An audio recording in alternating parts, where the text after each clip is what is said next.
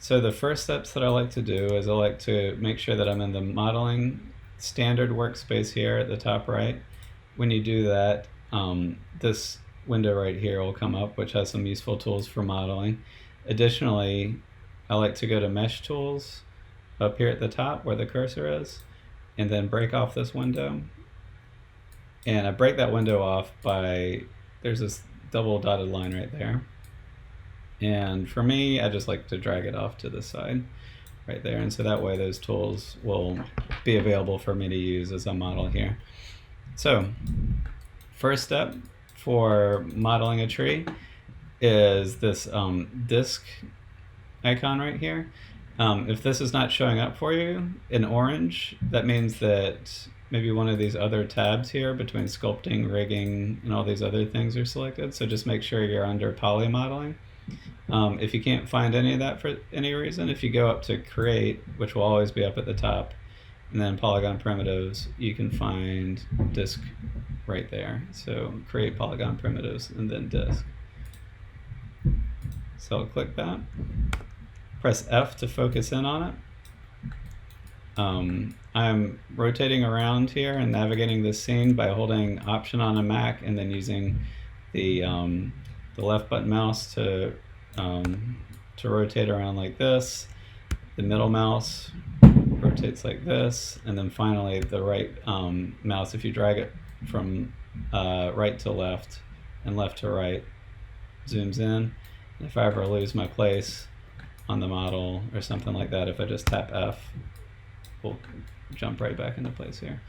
So the first step in modeling this is I created that disk. It should look like this when you first create it. The default settings are okay here, but I might want to make some adjustments. So I'm going to go to the attribute editor, which should be to the right. If your window doesn't look exactly like this, the attribute editor can either be found somewhere around where my cursor is, and sometimes it'll show up on this side where the cursor is currently showing if you can't find it. So I'll click there. And then in this instance, I want to navigate to the third tab, the Poly Disk tab. And here we see the sides and the subdivisions. So the sides indicates how many sides are kind of dividing out into this shape, and then the subdivisions is the complexity of the mesh here. So if we see we're on 3 sides and we're on the simplest subdivisions right there, so we get a shape like that. If we change the side setting to 4 to 6 to 7 to 8, it'll go out like that. And the higher the sides up here, the more creating this object is going to be like creating a cylinder, right? Where if you look at the center of the cylinder, that looks good, but we have all of these faces here connecting to this one point in the center. And so that kind of star shape you have with like 25 faces or something like that connecting to one point is going to create a sloppy mesh. And once you bring it into Mudbox, it looks fine now, but once it gets transferred over to another piece of software, that can get messy here. So the whole point of me creating a disk, or starting with a disk instead of a cylinder, is that I want to have a starting point where the sides are a lower number, and so now less faces are going to be connecting to one single vertex point, and the mesh will look a lot nicer when you bring it to a new piece of software. So I'm getting this menu by holding down right click on my cursor. So right click, then I navigate to objects mode, vertex, edge, or face, just like these different kinds of parts of the object here. So in objects mode, I'm back here. 3 sides is what I want.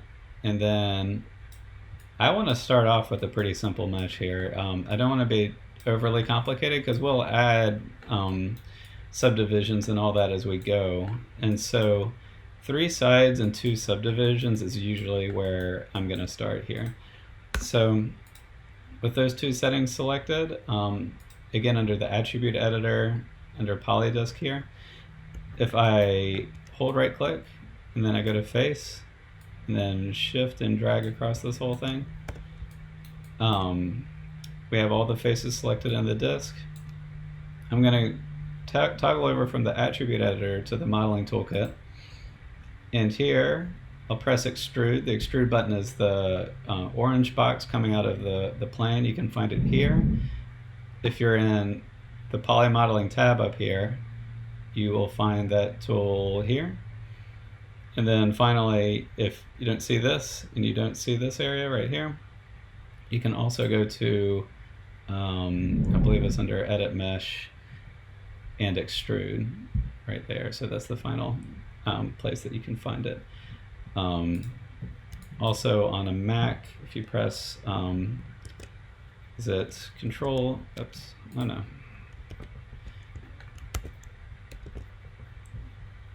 If you press Command and E,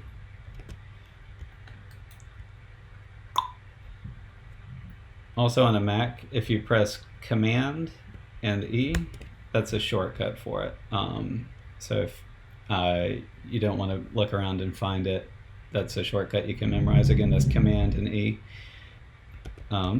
So press Extrude, get this object to pull out a little bit. In this instance, I'm going to just be making more of a stump shape than a tray here. And when I start, I'm just going to set the divisions to 2. You might notice when you look at this window that comes up here, when I press extrude, that window should always come up for you, but you'll notice that I might have more options here available than what you might have. So if you look here under twist and taper, those are kind of the added ones. And the way that I got those, we're going to use it later in this lesson, is I click this tab up here, and you'll see you have all these check marks here. And so I went here, and so this is the default position. I added them by going down here and just checking them off one by one. And you'll get these new options on your extrude menu, which are really helpful. I recommend just always having those on there. And so once I extrude an object in Maya, I like to quickly just press Q or go over to the select button over here just to get away from it so that I don't extrude twice by mistake or something like that if I'm done extruding. So the next step that I want to do is, looking at this object, I just want to bring this line down. So I'll right click, go to edges, and you can go one by one and select here. Another thing you can do is if you press this and then you hold down shift, so I'm holding down shift, that plus sign will show up as soon as I hold the cursor over the edge, and then I just double click, it'll select the whole edge going around the object there. And so now if I press W or this transpose tool right here, so we've got move, transpose, rotate, and scale, which is W, E, and R, or the shortcuts are W, E, and R. So if you see me kind of jump to those controls really quickly, that just means that I press W, E, and R to get there. Finally, Q is select up here. So those are just shortcuts where I always have my left hand hovering over those controls so I can quickly go between them there. So with this edge loop selected, I'll just drag this down. Basically, I'm just creating an area where I'll extrude out some of the roots out of the stump. And so this is the edge where I'll be doing that, or the faces I'll be doing that from. So I'll press Q once I'm done with that. And from here, I will go into faces mode. So I'll right click and go to face right there. And I'm going to start with these two. And so again, we're going to be extruding. So if you press extrude, I'm going to make this menu a little smaller and drag it off to the side. I made it smaller by dragging this white tab at the bottom there. So you can extrude by pulling out like that. This little button that looks like a power button changes it from local mode, so it kind of moves out locally the way the faces are, the direction the faces are facing. So if you see, it's kind of shooting out in these directions because these faces, this face right here was kind of facing out to the right, and this face right here was facing out to the left. You can also, if I undo this, if you press this, it'll go, and watch these arrows when I press the button, it'll go into world mode. And so now it is extruding out of the X and Y and Z axis. So it'll kind of stay along those lines. And so when I extrude, in this instance, it'll be a smoother line coming out of it. And so from here, you can, I just pressed F to focus in. If you grab the boxes, it'll scale it in. So I'm just making it a little smaller there. And since I scaled it in those directions, it's not flat to the ground anymore, so I need to grab this green arrow and just pull it down. Since we're going to have the ground intersect with this, we don't need to be like totally perfect with this. But it is still helpful to look at it in the orthographic view here. And I'm getting that orthographic view by pressing the space bar or pressing this button where my cursor is right now. And so now what I want to do is I kind of want this line to be flat between these two faces. So I'm going to go to scale here, and in this instance I'm going to just drag this red box, whichever box is kind of facing in the direction that the roots are going. And if you just do that and drag it all the way till it locks, you'll get a flat face right there. And so that's particularly useful if you're extruding something that's a little more geometric than a tray 2, right? So now I'm just going to pull it in, and from here what I want to do is I just want to be thinking about keeping everything organic and round as much as possible. So every time I extrude something, I'll make a few adjustments real quick to kind of round it out, and then I'll extrude again. I recommend working that way rather than extruding a bunch of times and then fixing it later. This is just, I think, in my experience, a little bit of a cleaner way to work. So I right-clicked, I went to Vertex here, and pressed W to get transform. And so I'm just going to round out some of these shapes here. And I'm going to extrude again. Since I just extruded recently, a fun trick here is the Extrude Tool is the most recent tool that I use, so that's the reason what I'm about to do is going to work. So if you press W, you'll get the transform tools, or you can press this button if you don't like shortcuts. And then if you hold down Shift and then you drag this red arrow again, it will extrude again. And so that's just a quick way to extrude rapidly, or just kind of speed up your workflow if you just don't want to be going down to this button every single time. And so here I will scale it down again, and just going to bring it in like that. I like to check the orthographic view just to kind of get this line down here nice and even. And then from here, I'll do one more. So again, instead of pressing the extrude button, which is totally fine to do, I'll just hold Shift, pull out that arrow, and get it small again. One disadvantage of doing that shortcut of holding down Shift and dragging to do the extrude again is the box doesn't show up. So if you want to do some of those cool tricks that are available in the box, they're not available to you with that shortcut trick. So it's only good if you're just hoping to kind of do a simple extrude. So I navigate again to the orthographic view, and I'm just kind of continuing to shape things up the way I like. And I will stop here for this root. And so now, after I've kind of created a basic extrusion here, I like to kind of step back out to the model and here are some really important shortcuts right now. So the viewing mode that we're in right now is kind of standard, which is the 1 key on your keyboard. If you press 3, it'll give you a preview of what the model is going to look like when it's smooth, but remember that this is just a preview. So your object is not actually getting smooth when you press 3. It's just showing you what will this look like when it comes time to smooth it. And so with organic kind of like box modeling like this, what you're doing is you're kind of working in these crude shapes, and then you're just pressing 3 to kind of preview what that's going to end up looking like. So we haven't done much to this yet, right? So it's a very rounded object. And so as we add more topology onto this, when we press that 3 button, it's going to become more and more clearly defined. I don't want this to have a hard face on the edge there, right? We're kind of trying to create rounded shapes here.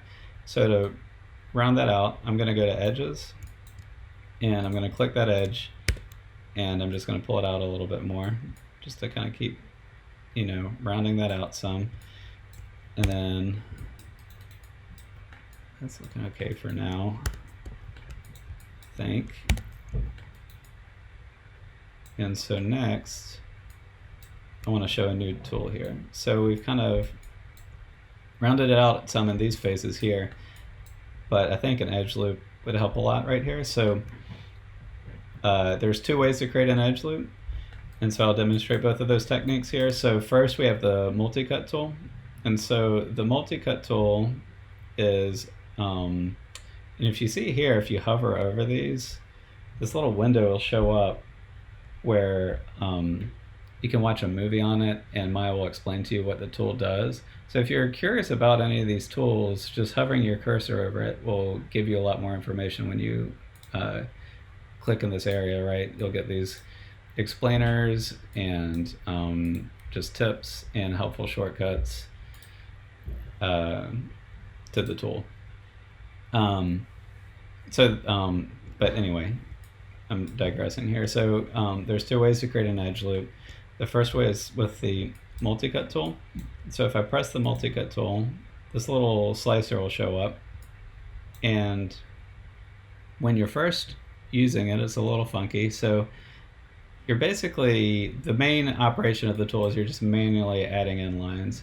And so if I press here where there's a red dot, I'll start a line on a vertex, and then if I drag to another dot, it'll create an edge there, and it'll show up as orange with 2 yellow squares on either end. And if I press enter, it kind of makes the line. Additionally, you don't have to just draw it onto vertices. You can also draw it onto edges. So if you hold it over an edge, the edge will turn red, which is good. And you just click, and it'll create a new vertice wherever you clicked. And you can go in one by one, and you can keep drawing as long as you want to draw in your own edge here. And so you can also go back and forth. So I can start on a vertice here, and then I can go over to an edge here, and then go back to a vertice and create an edge like that. So you have a lot of control this way. Additionally, if you hold down Control, so look for Control on your keyboard, and we're in the multi-cut tool. If you hold down Control, it'll give you this edge loop option. So I'm holding the cursor over this edge to create an edge loop that goes this way. So holding the cursor there, press Control, and we create an edge loop that way. If I want to create a vertical edge loop that kind of goes vertically across the screen, I'll hold Control while holding the cursor over an edge like this. So that is one way to add an edge loop right there. And that's a really helpful way. You can kind of use that tool to create either quick edge loops, or if you want to do something more customized, it's both available under the multi-cut tool. You also see that there's also a lot of options under here that you can choose between. Under this modeling toolkit, when you're using these tools, a lot of the time, if you scroll down, you'll see that you can kind of customize the settings of the tool a lot right there. So that's one way to create an edge loop. The other way is under this Mesh Tools window, which again I kind of pulled out from up here, right? I just pulled that, hit that double line, and then just brought it out to the side because there's a few tools in here that I like to use. And so here, if you do the Insert Edge Loop, and then you press, and this is important, if you do the Insert Edge Loop without pressing the square, it's just going to do the exact same thing as the multi-cut tool. But if you press this Option square, you get up here, you want to just make sure, I already have it selected, but you want to select Insert with Edge Flow. By default, that's generally not going to be selected on your computer. So if you click that, what that's going to do is it's going to, instead of creating an edge loop that just kind of perfectly goes around, what it's going to do is it's going to round things out. And I'll show that here. So if I do an Insert Edge Loop here, watch the orange edges. So if you do that, you see how it rounded out these shapes right here.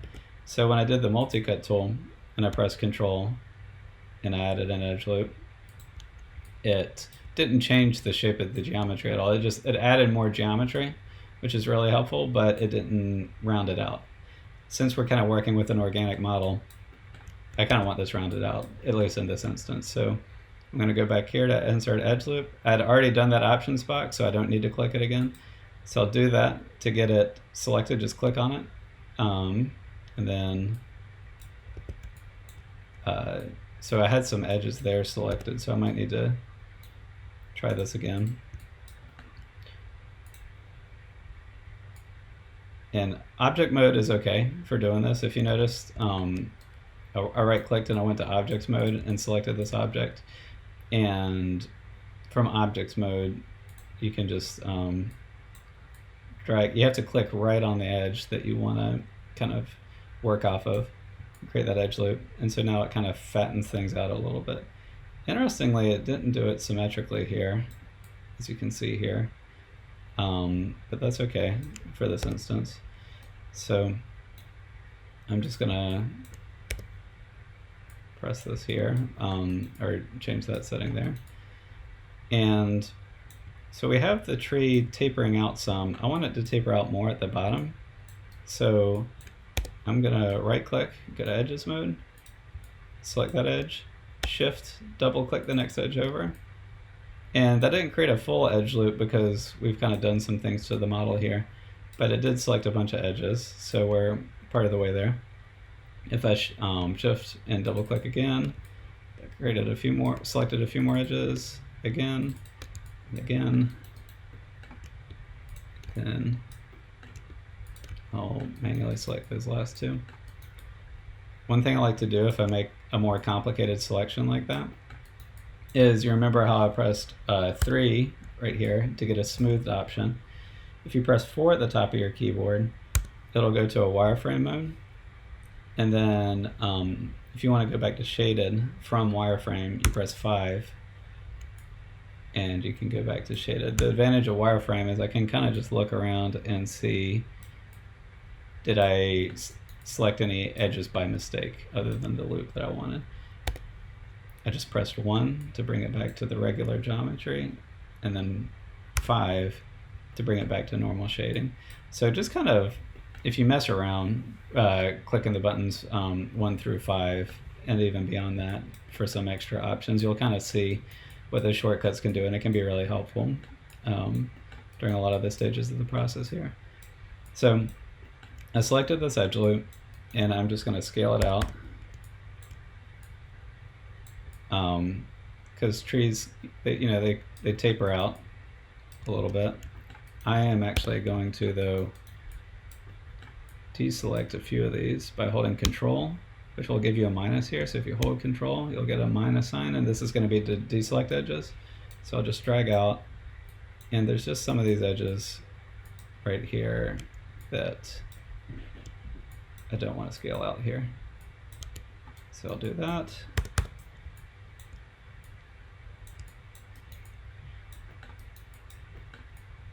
Going.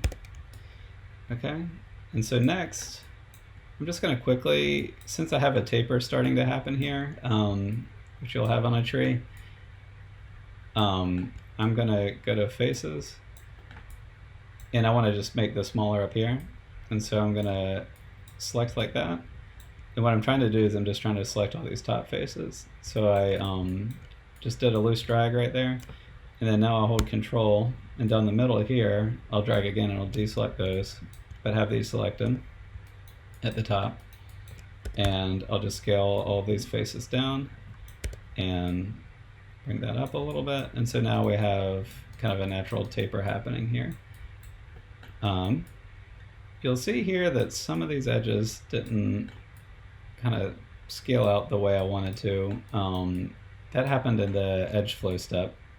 I didn't really fight it too much here because with a tree, they're not going to be perfect. You know, they have a lot of changes in shape happening. So in this particular instance, I'm just kind of embracing that irregularity that's happening there. With a character model, that would be more of a problem for me. But I will just be kind of nitpicky here and just kind of customize some of these.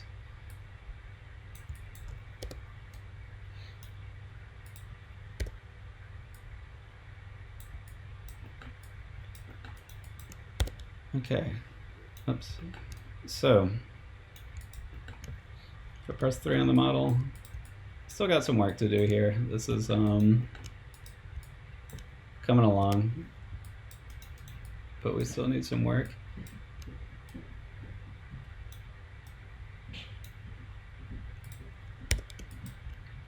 Was creating that vertex was poking out. I was kind of creating a weird divot when we're smoothing, so I just wanted to clear that up. It's looking a little better.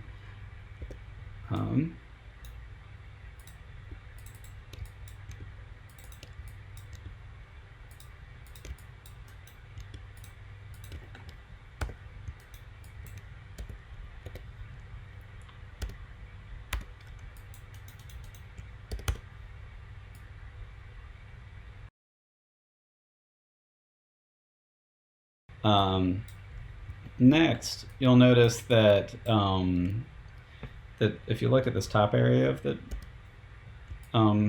stump here, it's pretty rounded off. So we need to add some geometry in there. What I'm kind of going for with this model is a tree trunk that's been chopped down. So with here, I'm going to use the Bevel tool, which is down here. If you look, the Bevel tool looks like that. You can also find it up here at the top. And then finally, if you go up to Edit Mesh, it's the second from the top up there. So there's 3 places you can find this tool. I tend to use this here down the modeling toolkit. So I'm going to create a bevel around this edge right here. So I'm going to select an edge loop, Shift double click.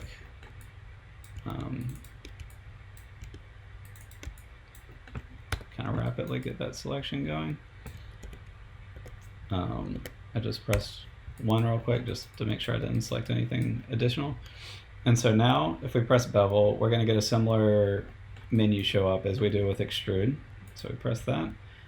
And so it created a bevel right there, and then this window comes up. For extrude, a lot of the time you'll see me messing with the arrows once I press extrude. With bevel, you're going to be working a lot more in this menu. So fraction is the distance between this edge and this edge. And so if we change that by just holding the cursor and dragging on top of the word there, you'll see that change. You can also dial these numbers in manually, which in fraction I'd probably recommend because there's not a lot of control dragging for this particular control. Segments is the amount of subdivisions here. And so if you just add in segments, you'll kind of get some subdivisions. You'll notice that this mesh is really doesn't have many polygons at all right now. It's a very, very simple mesh I have going on.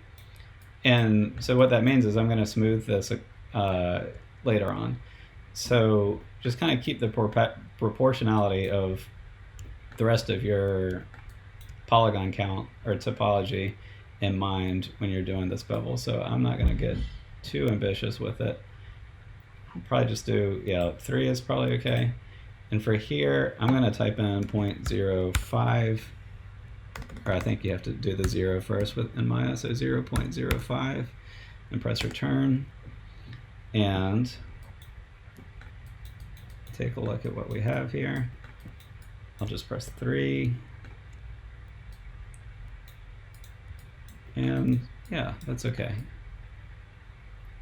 And this kind of what this is going to be is if, you know, a lumberjack came in with a modern saw or something like that.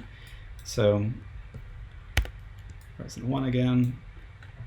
And so one thing on when people chop down a tree, they don't chop down, you know, perfectly perpendicular to the ground, right? They're going to do it at an angle. So the best way to make this selection here, I'm going to select all these faces up top here.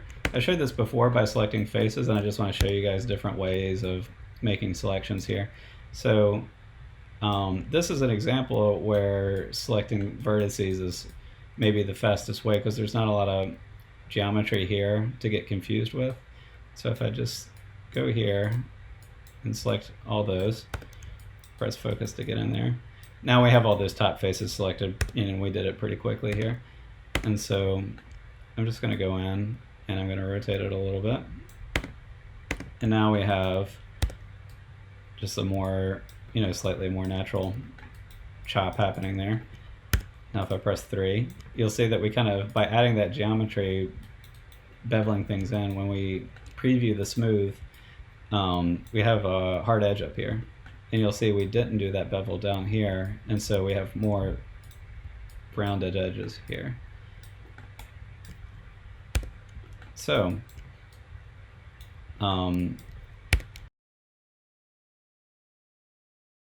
next up, if you want to create, let's say some bark that's kind of come off, rotted off, or has been chipped off, I find that the Extrude Tool is kind of the most helpful thing to use here. And so when I'll kind of use the Extrude Tool to kind of create some imperfections and some knots and some things like that. And so first I just need to add a little more subdivisions into here. And in this case, the multi-cut or the insert edge loop tool both work fine. I'll use the multi-cut for this. So press the multi-cut down here, and then I hold Control and click there to get a new piece of geometry. Then I'm just going to add some new pieces in here, kind of strategically. And so let's just say like a piece of bark is coming off in this area right here. So I'm going to make sure I'm in faces, and I will select these faces right here. I'll quickly press 4 to make sure that I didn't select anything wrong. Press 5 to jump back to normal shading. And so here I'm going to extrude and make this a little smaller so we can see.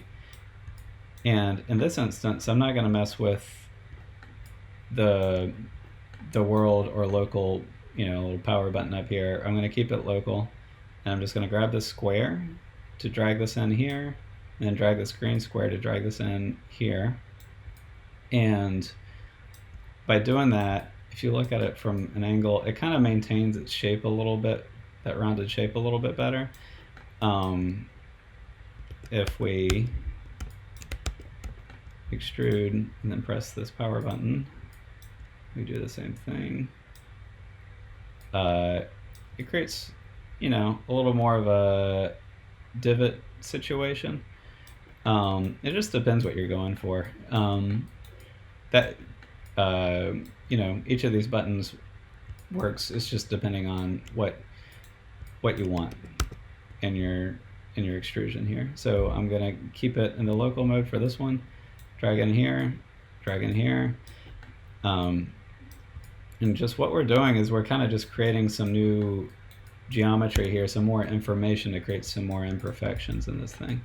So you can kind of see some like divots are creating, and that's good. That's what we want here. We're working with organic objects. These aren't, you know, geometric primitives that we're using. So if we press 3, that's a preview of what we got. This is a little square, right, for what we're looking for. So I'm going to make some adjustments. And so this brings me to one of my favorite tools, and the next one coming up here is under Mesh Tools, and it's the Slide Edge tool. And so what the Slide Edge tool does is it makes it so you can slide edges and change the shape of things, but it normally when you're moving edges, you're using this Move tool, and if I position this at an angle here, you have to kind of keep your eye pretty careful and like toggle around to make sure that you're dragging this edge into a space that keeps a cylindrical shape happening or a rounded shape happening. If you do the Slide Edge tool, and you'll see that little middle mouse button slide, it comes up when you press it. I'll press the Slide Edge tool again. You'll see this, which means the tool's ready to go. You do the Slide Edge tool by dragging the middle mouse button, and so the middle mouse button, I'm just going to drag it on that edge, and you'll see that it kind of does it while maintaining the integrity of the shape of your model. And so you just have to do it each time. And sometimes you'll click it, and if that message doesn't come up, it won't do anything. So just look out for that message. There it is. And if I'm, oops, there we go. Middle mouse click. And do it again. There we go. I didn't have to click it again in order to get it that time. Sometimes it's a little finicky. But you'll see here, I'm just kind of getting, my mouse is acting a little funny right now, just getting a little bit of a rounded shape without as much trouble as you would normally get. Yeah, that one doesn't want to do it. Let's see.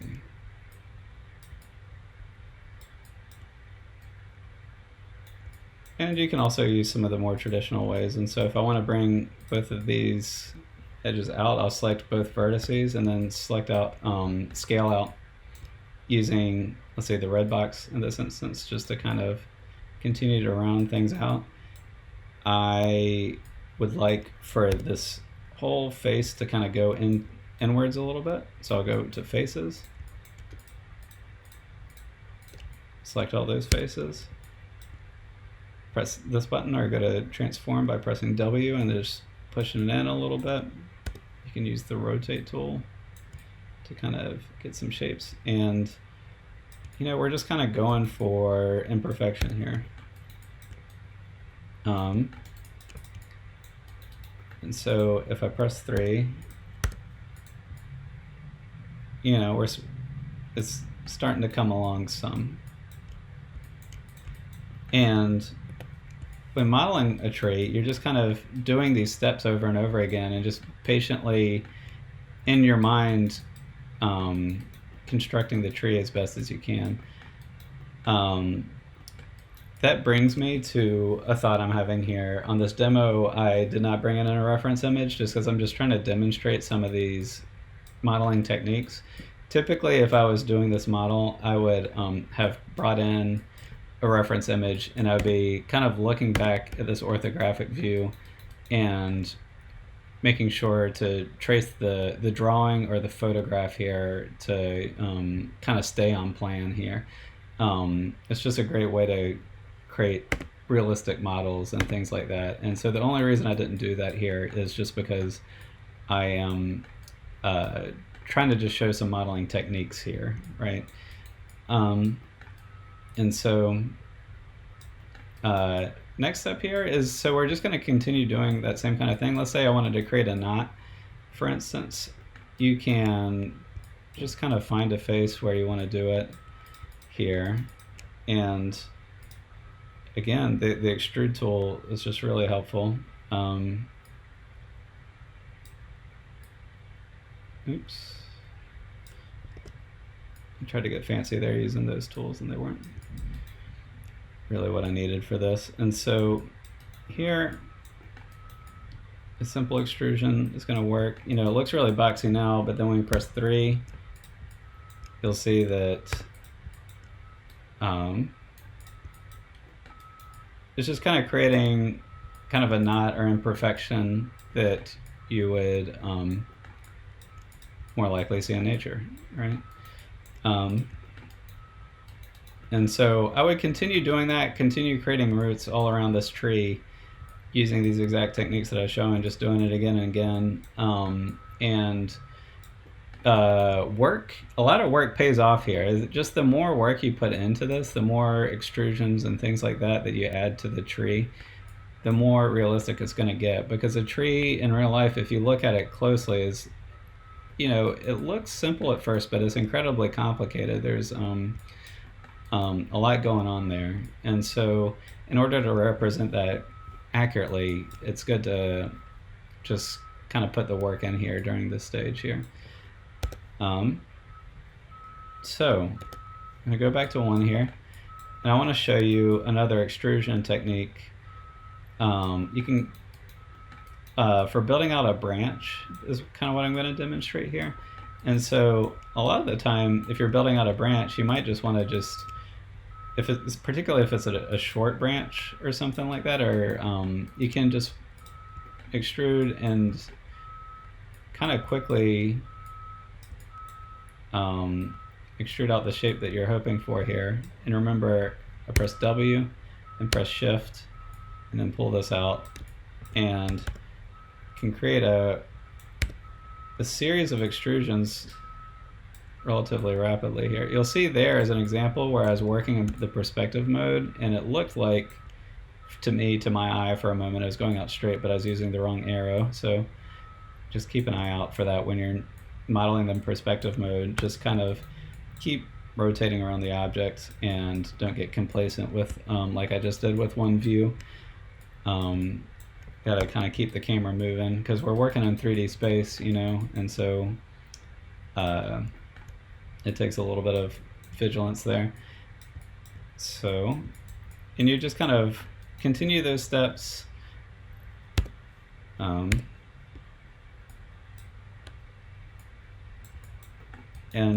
it's a bit of a manual, you know, this is a bit of a manual process right here. So this is one way to create a branch.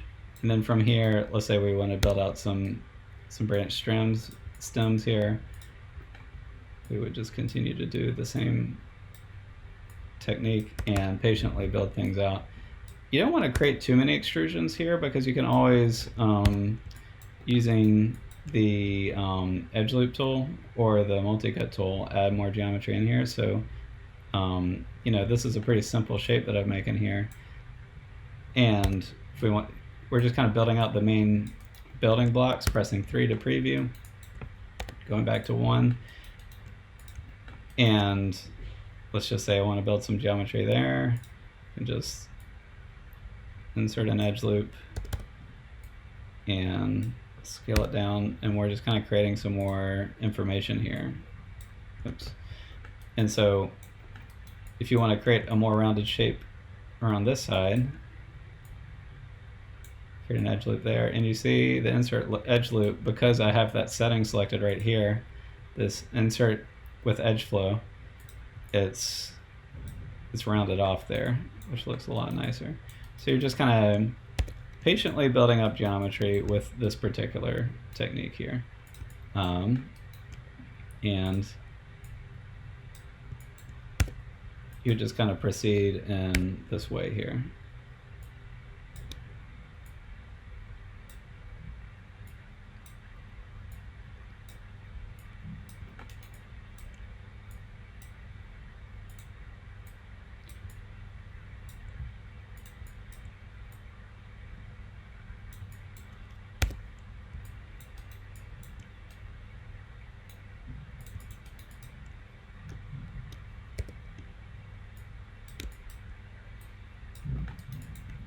And so that is one way to build out a branch.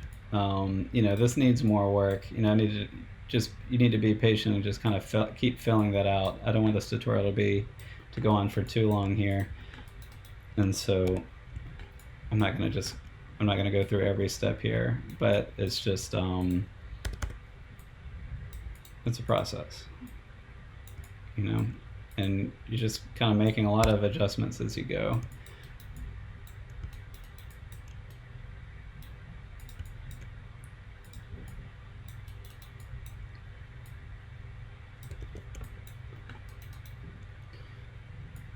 So sometimes if you want to scale it out, you just have to, once you scale this and it's at a diagonal, we got some overlapping geometry there. So in order to fix that, I just do the green box here, pull it in, and now we have kind of a little more of what we're aiming for. We're really looking to not have any geometry overlap here. That's really important as we kind of build this out. So that's kind of one technique to start building out a branch. Another technique I want to show here is extruding along a curve. And so for that technique, I'm going to start out by creating a curve, which you go up to Create. Let's see here, Curve Tools. And again, we can just break this out by pressing the double dotted line there. And I'll just pull it right here. And so you can create a curve tool by using any of these tools. All these tools have the same result where you have a curve tool, and it's just figuring out which one works best for you. My favorite is the Bezier Tool, which is the third down.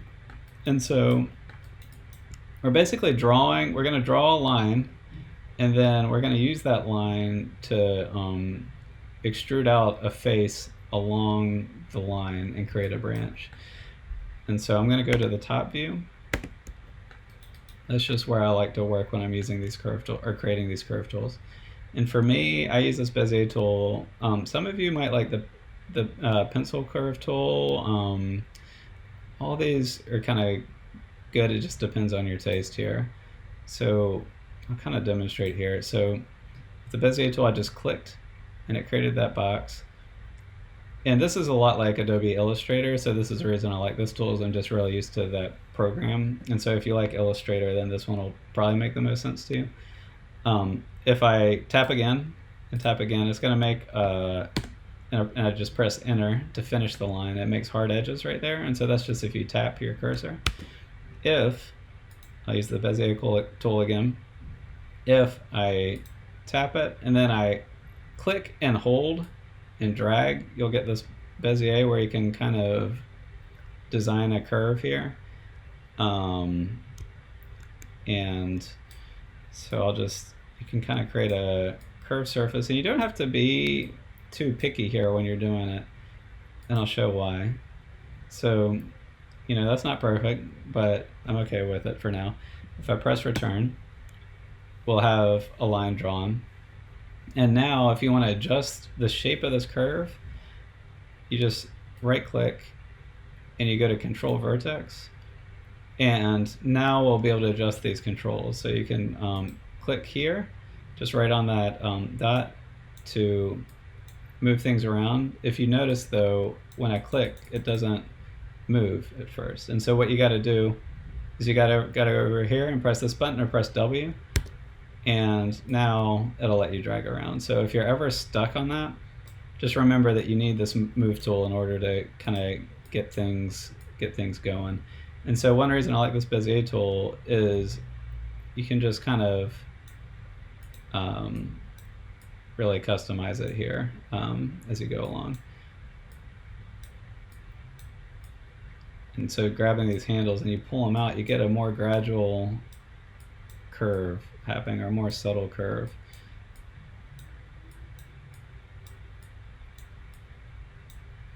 And yeah, you know, a lot of you might try this tool and you might not like that particular one. Go to Select. Oh, you're right. And then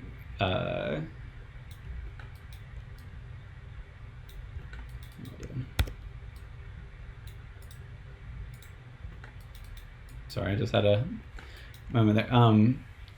So if you right click and you go to object mode, you'll kind of get the curve there. Some of you might like the pencil tool where you just all you do is draw it out. I'm not a huge fan of that one. Let's see. And yeah, I just experiment out with some of these other ones if you like here. I'm not going to dive too much into that because these tools here are available for you, and kind of once you know the tricks that I just showed, it's kind of enough to kind of figure out from there. I think I was being a little harsh on the pencil curve tool there, though. It can be good. You just need to change some settings and some things like that.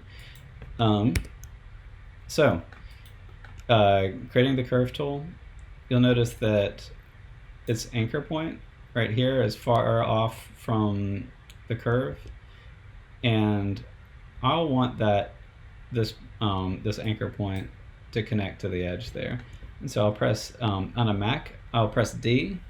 So D is the shortcut, as in dog. And then this control will show up, and then all you're doing is you're just dragging it to.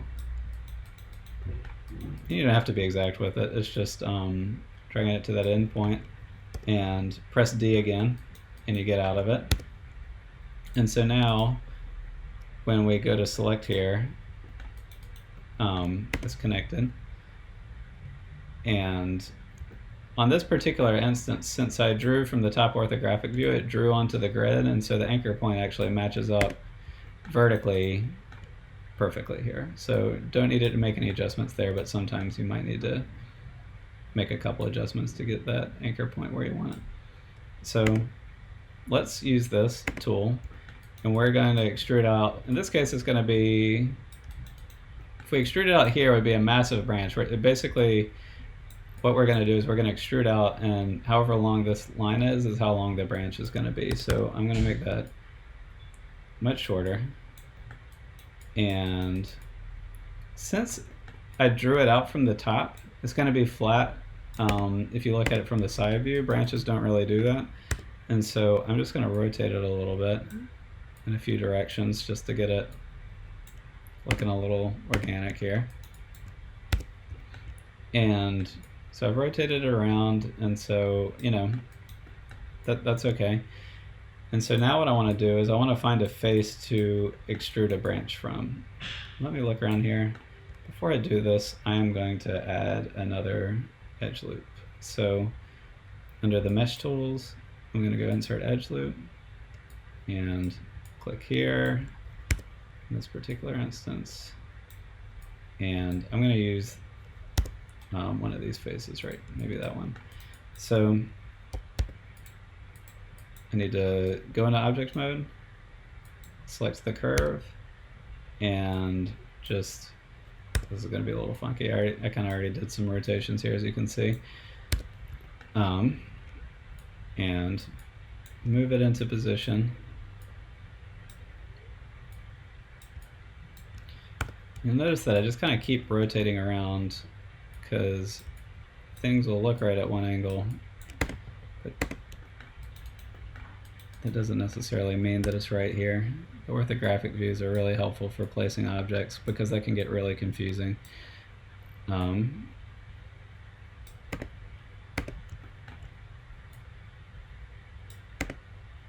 feel like I made this look harder than it is, you know. It's just being a little indecisive here. And so this is close. Just gonna, yeah, okay. So you can see here that we have this face here, and we just want to make sure that this curve that we created is intersecting with it. And so we go, if we were in object mode before, you go to right click, go to face, you select the face that you want to extrude, and then you shift select and shift select the curve. And now after you select this, shift select the curve, after you select the face, then shift select the curve, press extrude, and it's going to extrude out into one extrusion all the way to this point right here. So we did that, right? That doesn't look right at first, but that's okay. And so what we're going to do here is we're going to use this box to fix this up. So the first thing you'll want to do is you'll want to add subdivisions. When you do that, you'll see that it extruded, those subdivisions added that information so that it extrudes along that curve. And you can see here that this still needs a lot of cleanup here. I'm not going to get too, I had too many faces there to just show it at first. I'm going to start with 9. And so now this is where the taper and twist, remember those controls that I added early on, are going to become useful here. And so remember, if you click this button up here, that's how you add taper and twist, if you don't see it in your menu. And so I'm going to taper first, just bring it down to a low number. So now that branch is coming down to a point, which is what we want. And twist. So when you twist, you see how the geometry is kind of changing. Like a tree doesn't extrude out in a perfect line, and so this is just a nice way to kind of add some interest there. Oops, did not want that one. And can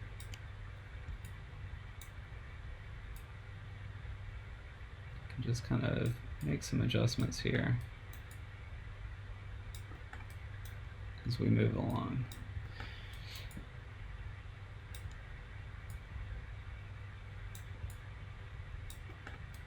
So we definitely have a little bit of overlapping geometry here. And I'm gonna add that geometry in now rather than continue to add divisions. You can kind of experiment with that. But I think in this instance, 11 is going to be what I want. So I press Q to get out of here and say, okay, I'm done with that. And so I right click and go to object mode. And so this is really important. This curve is still attached to the model. And so what we need to do now is we need to select the model and go edit, delete by type, and history. And what that'll do is it'll kind of reset the modeling history of the object back to square one, and it'll make it so the curve is not attached to it anymore. If you don't do this, when you try to mess with these faces here, it'll kind of behave strangely and be hard to adjust. And so you just want to edit, delete by type, history, and you won't even see anything happen there. It's fine. In this instance, I'm just going to select the curve and delete it just to kind of get it out of the way. And so now what we want to do, and so that was just I made it look long there because I was kind of going slowly there, but you can really quickly, especially if you just draw out maybe 4 curves or something and just do it a couple places on the tree, you can really quickly kind of pull out some elaborate branches that might be tricky to make with the manual extrusion I was showing over here on this branch earlier, right? And so this will still need some adjustments a lot of the time, and that is totally fine. One thing I'd like to do is just press 3, see what we got here. So we see that it's kind of flattening out there, and so let's insert an edge loop here, and you're just going to be adding some edge loops in some specific places. I'm going to rotate. This is a tricky one, and you'll just have to work this out. Select, shift select, double click to get that whole edge loop right there. Then I'll rotate is a good tool to just kind of get some areas that are a little overly flattened to fill out a little bit more, because this edge is coming right here is coming too close to that edge. That's essentially what's happening. So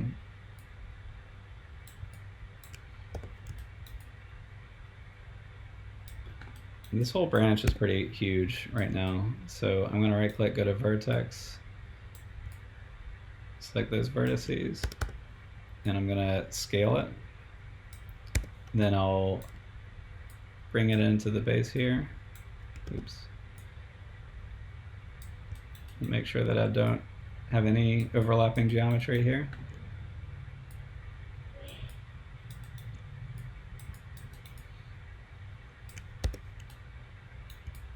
Back to objects mode.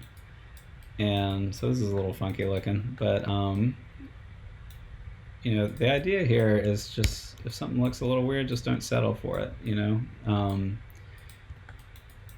You just want to kind of keep plugging away at it, and when you spend time on a model like this, it's going to be worth it in terms of the results. Modeling is something that really rewards attention to detail, I've found. Just kind of taking that extra step longer than what you normally would just really goes a long way here. And don't forget, we have that slide edge tool, and so that's another way to kind of move the topological flow around on your model some.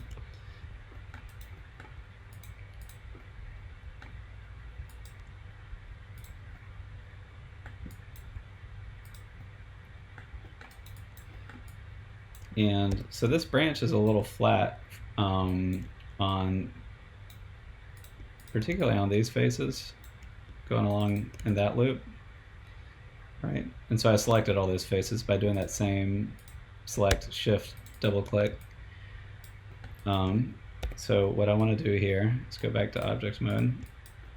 I'm just going to preview this real quick.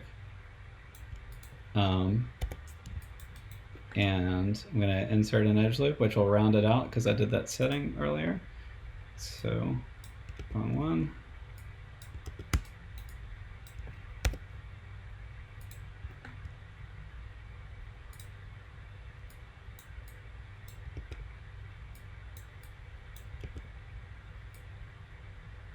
Interesting.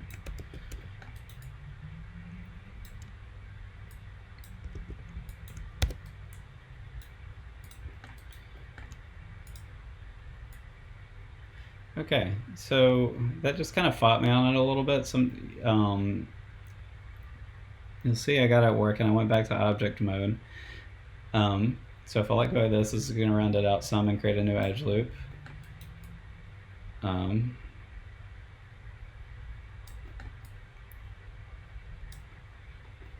If it didn't right away, I can scale it.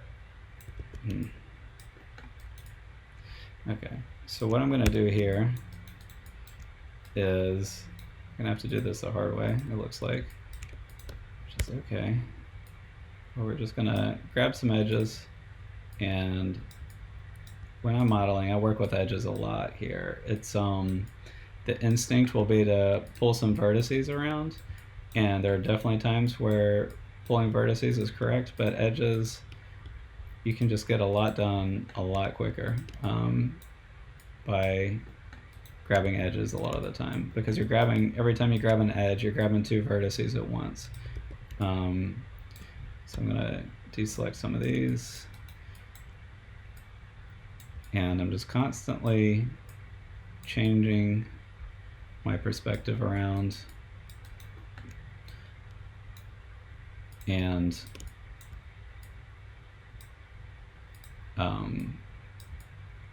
just continuing to look at the model closely and not be afraid to make adjustments here.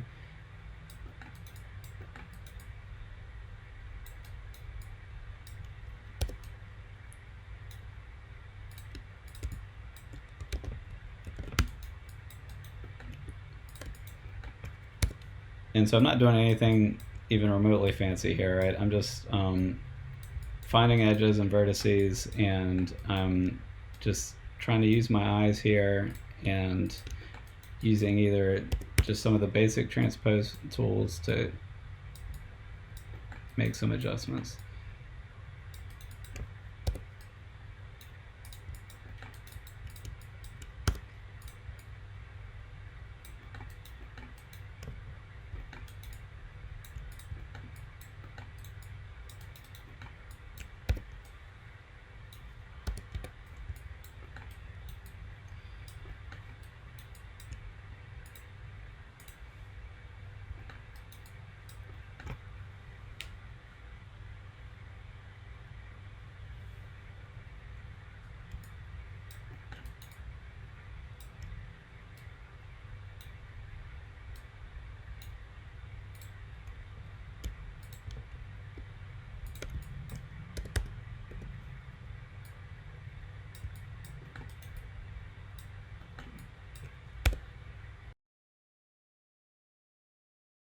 So let me show the soft selection tool here, just to make some further adjustments to this.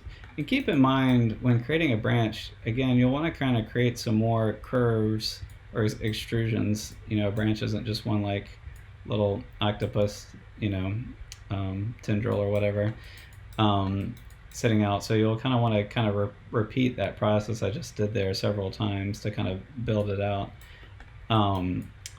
One thing is, if you have this created and you want to change the shape, the overall shape of that branch a little bit, that could be a little tricky normally. Let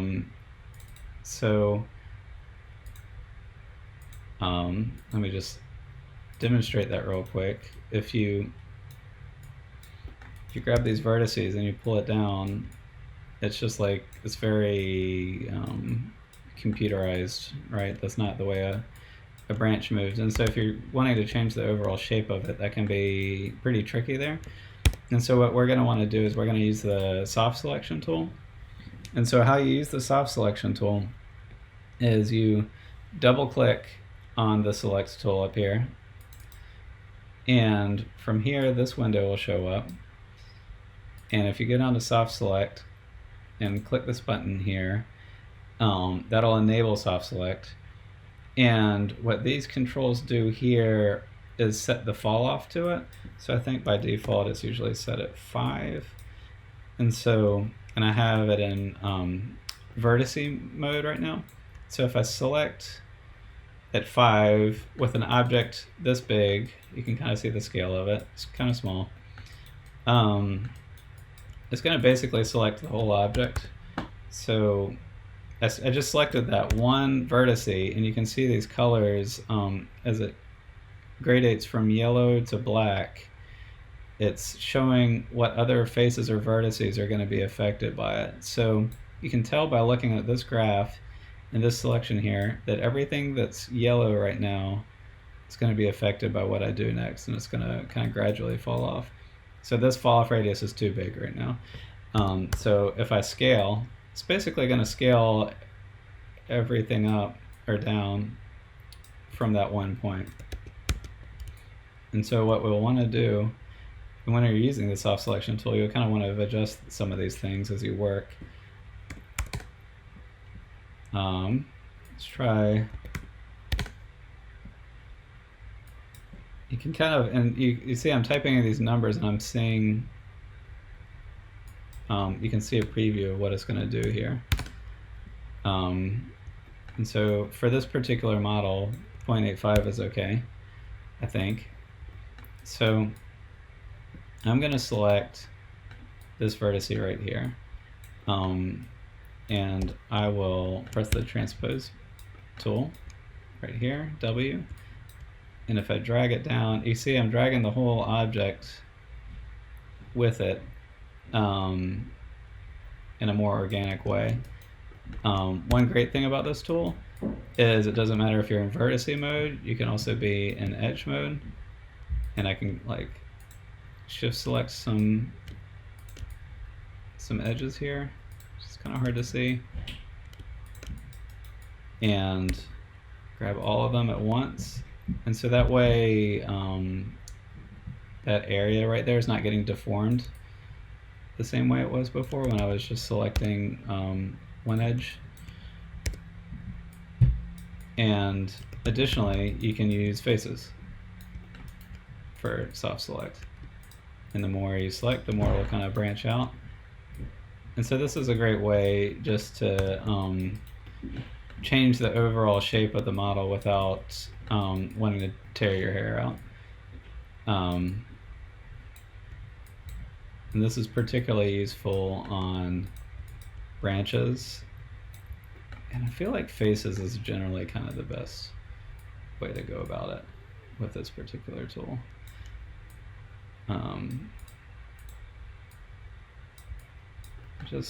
It tends to get the best results in my experience using the face select. Not just in this instance, but just thinking back to other times I've used the tool.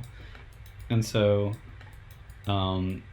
this is just a way, so you see I added like a downward curve there using that soft select tool. And if I'd used normal select methods, So I'll just disable soft select by just going up here, double tapping the select tool, go under soft selection, and then disable it right here. So now we're back into normal select mode. And if I wanted to bend that whole branch down but maintain its structural kind of integrity, that would be pretty hard using the traditional selection methods here. Just have to, you know, you just have to really struggle through it here. It would get tricky. So that soft select tool is just going to be really helpful, not only in kind of building out branches, but also just kind of dealing with the overall shape of things.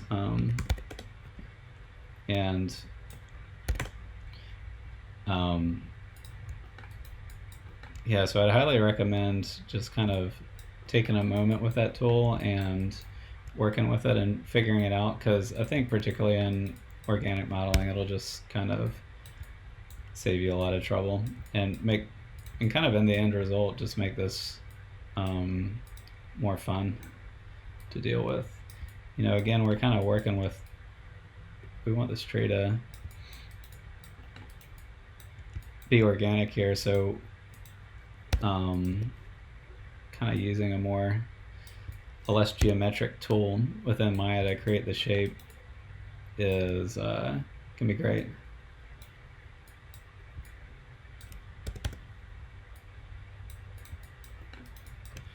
You know, so using that soft select tool, I was able to really rapidly kind of drastically change the shape of this thing.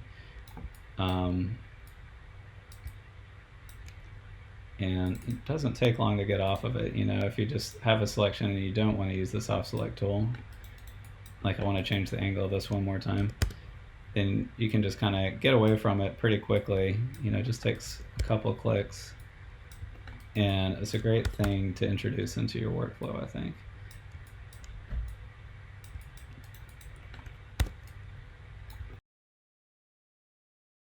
And so the techniques, just to kind of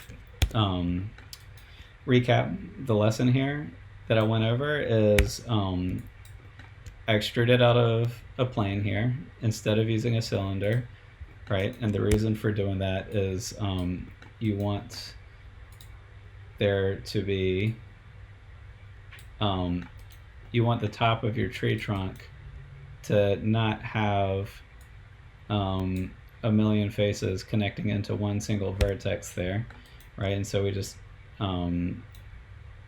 we started with a simple plane primitive, and in order to create that cylinder shape, we extruded it out to get started. And so from there, we created this root right here, and I was just showing some basic extrude techniques using this Extrude tool here. From there, we created a bevel around this edge up here to create a harder edge when we smooth, because we needed more geometry in the top so that when we smooth, we get that hard edge rather than that smooth edge, right? So that's that bevel tool right there. From there, I just kind of showed a few more details on the Extrude tool just to kind of dive further into it with creating more topology for bark that's rotted off and things like that, and branches extruding out if you want to build it out manually here. And then next I showed how to extrude a branch along a curve to kind of create a complicated extrusion quickly here. And again, if you want to do this, I would recommend, you know, doing that same process again, like creating a curve and extruding it out a couple of times. In this instance, I deleted the curve that I was working on. I would recommend just building out, instead of doing what I did there, where I just kind of created one curve and used it and built out a branch and deleted it. I would just go in the top and in this view, use whichever of these curve tools that you like, and build out a few, you know, and name them.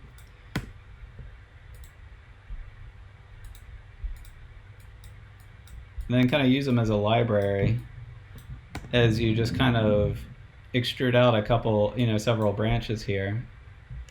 And that way you'll kind of get used to using the technique, and once you get used to using it, it flies by. You can create branches super quick doing that once you get used to it. And so finally, the last technique that I showed was the soft select tool, which is really helpful in organic modeling, which is where we went up to the select tool up here, we double clicked it, and then enabled soft selection right here, and then when you're done with it, you need to check that off again to turn it off. I showed, at first I showed vertices and edges and then faces, and I just wanted to show that you can do the soft select move tool using any of them. I tend to like the face for it the most. It's just when you're using the soft select tool, you're kind of thinking broadly, you know, about what you're doing to the model. And since the face is selecting 4 vertices at once, it's just, you know, it's a broader starting point to work with. And so it's just kind of the spirit of the face tool kind of tends to just fit a little bit better with the nature of the tool. But again, vertices, faces, edges, they all can work with that tool. And so creating a tree, just make sure that faces aren't overlapping, so you don't want anything that looks like this in your tool, in your objects, and you just got to look out carefully for it, you know. We don't want any of this. If this is happening in the tree here, when it comes time to move it into Mudbox, it'll kind of cause some problems, and yeah, Maya just generally doesn't like that. So yeah, try to keep the model clean as you work, and just kind of keep adding more and more detail here. And so with the box model, you'll end up with something like this, and then let's just say that this is finished here. When you're done, I would save, and then I would save a new version, just so that we have the simpler model here, because once you smooth, it is it's hard to get back to that original model. You could also just press Command D and duplicate the object, and just kind of keep your older, simpler there, older, simpler version kind of in the scene off to the side or something, just so you still have it. And so if you select the object in object mode and press smooth, we're going to get some more topology, and that is just kind of possibly the final step there, if you know what I mean. Like, don't do that too early. And yeah, so that's why I was working in such a small topology there. As you'd see when I was working, it was pretty easy to work quickly, because I wasn't getting bogged down by you know, 1,000 faces kind of getting in the way.